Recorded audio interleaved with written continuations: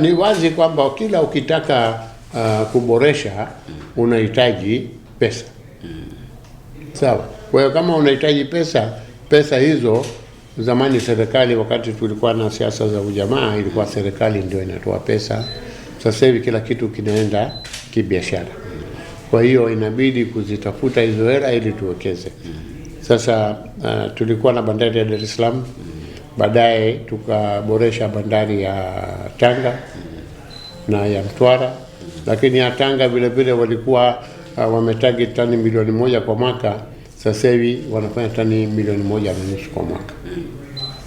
Sasa kama isingefanyika boresho kule Tanga, basi hiyo kipato isingepatikana. Sasa hizo ada ndio zinazosaidia, lakini kwa biashara ambayo tunayofanya sasa hivi,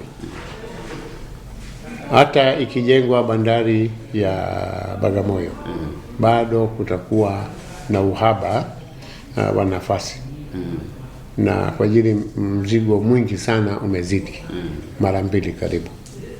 Kwa hiyo hiyo tozo ambayo inatozwa inaweza kusaidia kujenga bandari ya Mtwara, baadaye ikaweza kusaidia kupanua bandari ya Tanga na bandari ya Mtwara. Kwa hiyo tozo ni lazima, ni kama ushuru, kama kodi tunalipa inajenga barabara. Unajua, unapopata tozo unaweza akasema bana, kwa hizi tozo, lakini kiasi fulani nitakuwa na boresha bandari. Lakini kuna pesa nyingi zaidi ya hizo za kuendeleza bandari. Kwa hizo pesa zinazobakia inasaidia kutengeneza barabara. Kwa ajili unaweza kuwa na bandari lakini huna barabara, basi bandari inakuwa haina kazi.